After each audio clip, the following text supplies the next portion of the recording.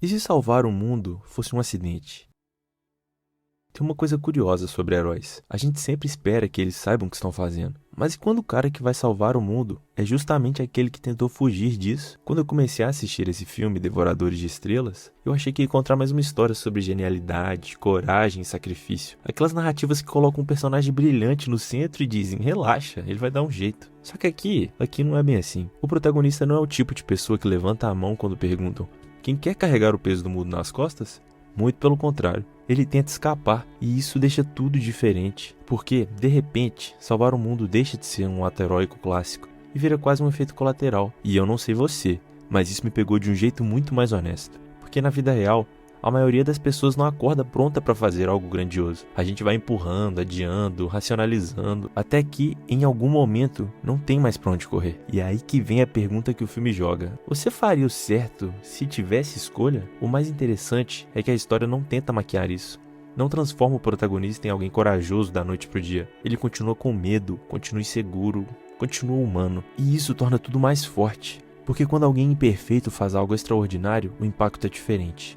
Não é sobre admiração distante, é sobre identificação. É aquele tipo de personagem que você olha e pensa, cara, isso podia ser eu, e ao mesmo tempo, será que eu faria o mesmo? O cinema adora contar histórias de pessoas preparadas, escolhidas, treinadas, destinadas, mas Devoradores de Estrelas faz um movimento oposto. Ele coloca alguém completamente despreparado numa situação impossível e deixa a gente assistir o que acontece, sem romantizar demais, sem dar respostas fáceis, só mostrando o processo. E o processo, às vezes, é feio. É cheio de decisões questionáveis, de momentos em que você percebe que o personagem talvez não seja tão nobre quanto você gostaria. E isso gera um desconforto interessante, porque quebra aquela expectativa confortável de que o herói sempre vai escolher o certo. Aqui não.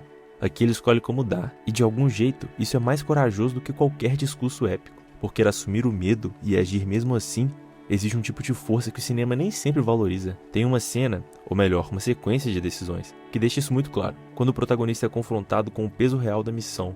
Não como conceito, mas como consequência. Não é mais salvar a humanidade.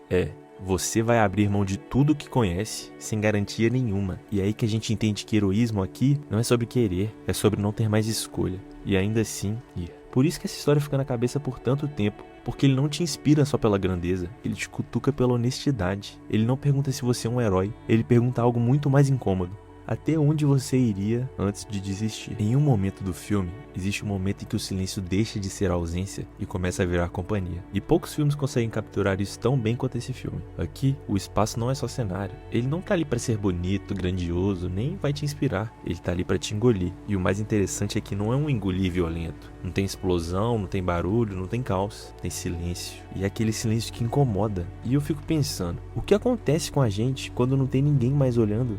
Quando não tem conversa, não tem resposta, não tem validação, porque solidão de verdade não é só estar sozinho, é quando você começa a sentir falta de ser percebido. No começo, o protagonista ainda tenta se manter funcional. Ele resolve problemas, organiza pensamentos, segue uma lógica quase mecânica, como se dissesse pra si mesmo, tá tudo bem, eu tenho controle. Mas o espaço tem uma forma curiosa de demonstrar essa ilusão, porque ali não tem distração, não tem notificação, não tem conversa paralela, não tem fuga, é só você e você. E isso é mais assustador do que qualquer ameaça externa. A gente já viu outras histórias brincarem com isso, tipo Gravidade ou Perdido em Marte, mas aqui tem algo diferente. Não é só sobre sobreviver fisicamente, é sobre manter a própria mente inteira. E tem um ponto muito sutil que a história trabalha. O protagonista não enlouquece de forma explosiva, ele vai se ajustando. E isso ainda é mais inquietante, porque ele começa a conversar consigo mesmo, a transformar pensamentos em diálogos, a preencher o vazio com pequenas rotinas, pequenas piadas, pequenos rituais. E aí vem uma reflexão. Quantas dessas coisas a gente já faz, mesmo estando cercado de gente? Talvez o espaço só amplifique algo que já exista. A necessidade de conexão, de ser ouvido, de compartilhar, de dividir o peso das coisas. Sem isso, até as conquistas perdem o gosto. E o filme deixa isso muito claro. Não importa quão importante seja a missão, ela não sustenta uma pessoa sozinha por muito tempo. Existe um limite. E quando esse limite chega, o problema deixa de ser externo, ele vira interno. É quando você começa a questionar não só o que está fazendo, mas por que continuar. E é esse porquê que é perigoso. Porque quando ele enfraquece, tudo desmorona. O mais bonito e também mais humano é perceber que o protagonista não vence a solidão com força de vontade. Ele não supera isso como se fosse um obstáculo qualquer. Ele precisa de algo a mais, algo que quebre o ciclo, algo que devolva significado. Aí, a história faz um movimento que muda completamente o jogo, mas sem tirar o que veio antes. Porque, no fundo, ele já vinha construindo isso desde o começo. A ideia de que ninguém foi feito para existir sozinho, nem mesmo no meio do infinito. E acho que é isso que me pega mais quando penso nessa história dias depois. Não é o espaço, não é a missão, não é nem o perigo. É a sensação silenciosa de que, sem conexão, até o universo inteiro parece pequeno demais. Tem gente que acha que ciência em filme serve para duas coisas: ou confundir ou explicar demais. Mas aqui, a ciência não tá para ensinar, ela tá ali para fazer você sentir. Parece estranho, eu sei, porque quando a gente pensa em emoção no cinema,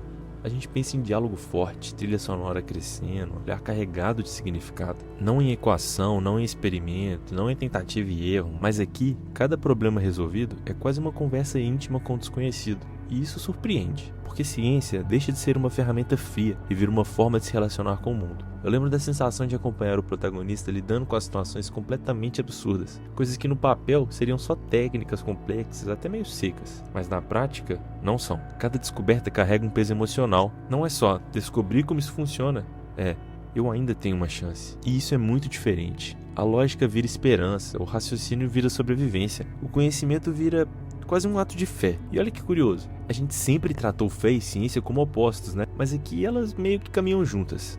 Porque no fundo, fazer ciência nesse contexto é acreditar que existe uma resposta, mesmo quando tudo diz que não. É insistir, errar, ajustar, tentar de novo. E me diz se isso não é uma das experiências mais humanas que existem. A gente faz isso o tempo todo, em relacionamento, em trabalho, em decisões pessoais. A diferença é que no filme, isso ganha uma forma visível. Cada teste é uma tentativa de não desistir. Cada erro é um pequeno abalo emocional. Cada acerto não é só uma vitória intelectual, é um alívio. É aquele respiro que você dá quando percebe que ainda não acabou. E confesso que isso te deixa preso na história, porque ela transforma algo que poderia ser distante em algo profundamente pessoal. Você não precisa entender todos os detalhes técnicos para se envolver. Você só precisa reconhecer o sentimento por trás. A frustração de tentar e não dar certo. A ansiedade de não saber se vai funcionar. A alegria quase infantil quando de repente funciona. E tem mais uma camada que eu acho genial. A ciência aqui não é solitária no sentido emocional. Mesmo quando o protagonista está sozinho, ele está constantemente dialogando com o universo, testando hipóteses, observando respostas, ajustando o comportamento. É quase se o cosmos estivesse respondendo, só que na linguagem dele. E isso dá uma sensação muito bonita de conexão, não com as pessoas necessariamente, mas com a própria realidade. Como se entender o mundo fosse uma forma de não se perder dentro dele. E no fim, fica uma sensação curiosa. É de que o conhecimento não é só poder, é conforto, é direção. É o que impede a gente de se afogar no caos. E quando penso em ciência nesse filme, eu não consigo lembrar como algo complicado. Eu lembro dela como algo humano, como uma forma de dizer, mesmo no meio do desconhecido, eu não entendo tudo, mas eu ainda tô tentando. E quando a solidão deixa de ser absoluta e dá espaço para algo inesperado, porque não é sobre encontrar alguém, é sobre encontrar o improvável. Depois de tanto tempo preso dentro da própria cabeça, resolvendo problemas sozinhos, falando consigo mesmo, o Hyland finalmente tem com quem dividir o silêncio. E isso muda completamente o filme, mas não da forma que a gente está acostumado. Não tem conversa fluida, não tem entendimento imediato, não tem aquela conexão instantânea que o cinema adora romantizar. Tem esforço, tem tentativa, tem erro e aos poucos tem construção. E é aqui que a história faz uma coisa muito bonita. Ela redefine o que significa se conectar, porque a gente acostuma associar conexão com semelhança. Mesma língua, mesmos costumes, mesma forma de ver o mundo. E aqui, nada disso existe. E mesmo assim, a conexão acontece. Não porque é fácil, mas porque é necessária. Talvez mais do que isso, porque existe uma disposição genuína de um entender o outro. E eu acho isso fascinante. Como a relação vai se desenvolvendo quase como um experimento emocional. Cada interação é um teste, cada reação é um aprendizado, cada avanço é uma pequena vitória. De repente, aquilo que começou como estranho vira confiança. E confiança, nesse contexto, não é pouca coisa. Porque imagina, agora você depende de algo que você simplesmente não consegue compreender. É aceitar a ajuda de algo que você não sabe se devia desconfiar. E isso, convenhamos, é assustador, mas também, de uma certa forma, é humano demais. Porque no fundo, toda relação tem um pouco disso. A gente nunca entende o outro por completo. A gente aposta, a gente observa, a gente se ajusta e a gente escolhe acreditar. E tem um momento que você percebe que não tá mais assistindo uma parceria por necessidade. você tá vendo uma amizade, e amizade de verdade. Não é só sobre estar junto nos momentos bons, é sobre escolher ficar, mesmo quando tudo é muito complicado, mesmo quando exige esforço, mesmo quando seria mais fácil seguir sozinho. E é aí que a história acerta em cheio, porque ela não transforma essa relação em algo idealizado, ela mostra as dificuldades, ruídos, as diferenças, mas também mostra algo que, sinceramente, falta em muita narrativa hoje em dia: empatia sem condição. Não é eu gosto de você porque você é parecido comigo, é eu escolho me conectar com você, apesar de tudo que nos separa. E isso diz muito mais sobre o protagonista do que qualquer ato heróico, porque no fim das contas, o que define alguém não é só como ele lida com grandes decisões, mas como ele trata o outro quando ninguém tá olhando. Isso lembra a gente de algo simples e ao mesmo tempo muito difícil, que conexão não depende de entender tudo, depende de tentar, de se abrir, de ouvir, de respeitar, mesmo quando o outro é completamente diferente de você, ou talvez principalmente por isso. E aí fica aquela reflexão que não sai fácil: se até no meio do espaço, entre seres completamente distintos, a conexão é possível, o que exatamente impede a gente aqui na Terra? Tem uma pergunta que esse tipo de história sussurra o tempo inteiro, mesmo quando você não percebe: quem você seria se ninguém pudesse te julgar? Nesse filme, O Devorador de Estrela, essa pergunta não vem em forma de discurso. Ela vem em pedaços, fragmentos de memória, lembranças desconexas, momentos que vão se encaixando, às vezes tardes demais. E o mais interessante é que no começo você nem percebe o peso disso. Parece só um recurso narrativo, um jeito de ir revelando a história aos poucos. Mas não é só isso. É a identidade sendo construída em tempo real. O protagonista não lembra de tudo, e isso muda completamente a forma como ele se vê. Sem passado, ele é quase uma versão limpa de si mesmo. Um cara que resolve problemas, que segue em frente, que tenta fazer o melhor possível.